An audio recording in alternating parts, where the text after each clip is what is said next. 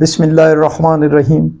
मैं हूं मलिक मोहम्मद अली। प्रोग्राम बात से बात मलिक मोहम्मद अली के साथ हम बात कर रहे हैं जमात इस्लामी पाकिस्तान की।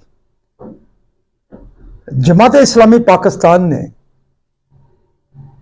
महंगाई और बिजली के जिस इशूज पर धरना दिया है, आवाम के दिलों की बात की है, आवाम के दुख की बात की है, आवाम को दरपेश जो सबसे बड़ा मसला है इस वक्त, उसके लिए आवाज बुलंद की है। इस आवाज बुलंद करने के हवाले से पिछले 2-3 दिन से पाकिस्तान के सोशल मीडिया पर जमात इस्लामी पाकिस्तान टॉप ट्रेंड बन गई है। इस वक्त जमात इस्लामी ने तमाम सियासी जमातों को और उनके लीडरों को पीछे छोड़ दिया है। सोशल मीडिया टॉप ट्रेंड पर इस वक्त जमात इस्लामी और हाफिज नईमुर रहमान टॉप पर है। इशू ही ऐसा था कि लोगों ने उसे बहुत पसंद किया।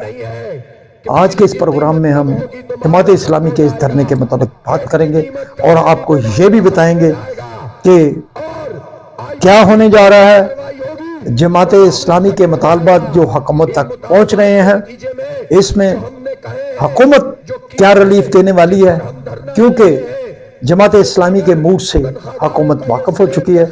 आज के इस प्रोग्राम में हम आपको तफसील से बताएंगे। और प्यारे दोस्तों, जिन दोस्तों ने अभी तक हमारे चैनल को सब्सक्राइब नहीं किया, बराए मेहरबानी वो हमारे चैनल को सब्सक्राइब भी करें, लाइक भी करें और शेयर भी करें। और हम बात कर रहे हैं जमात इस्लामी के धरने की। हकीकी मानों में अवाम तो पहले ही महंगाई के चक्की में पिसे हुए थे, लेकिन आए रोज बिजली के बिलों में इजाफा, गैस के बिलों में इजाफा, दीगर टैक्सेस की भरमार ने आवाम की चीखें निकाल दी।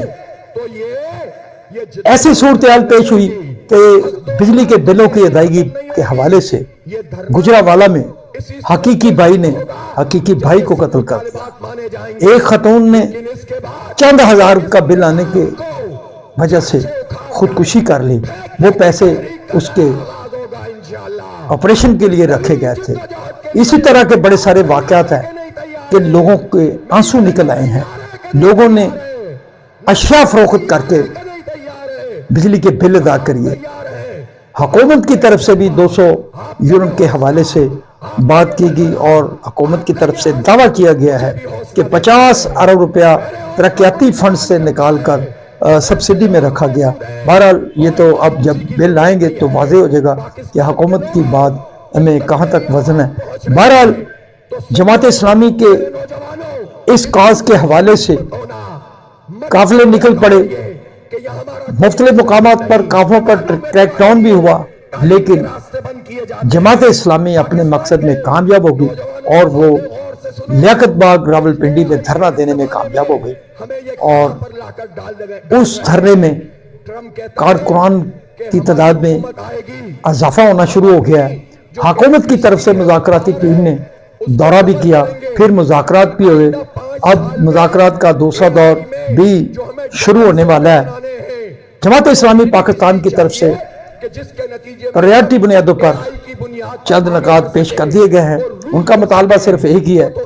उनका कहना है, हाफिज नईमुर रहमान का कहना है, अमीर जमात इस्लामी पाकिस्तान का कहना है कि वो धरना देने आए हैं और अमन धरना देने आए हैं। कोई गबला भी नहीं टूटेगा। ना वो किसी अदारे से लड़ने आए हैं, ना वो किसी सियासी जमात से लड़ने आए हैं, और सिर्फ आवाम के हकूक की बात करने आए हैं। आवाम को हक दो की आवाज के लिए आए हैं। और यही वजह है कि पाकिस्तान के अवाम ने एक बहुत अरसे बाद एक ऐसा ट्रेंड दिया, चूंकि जमात इस्लामी ने अवाम के दिलों की बात की, अवाम के हकूक की बात की। और आज इस हवाले से जमात इस्लामी पाकिस्तान और हाफिज नईमुर रहमान टॉप ट्रेंड बन गए और सोशल मीडिया पर वो अवाम के दिलों का तारा बन गए।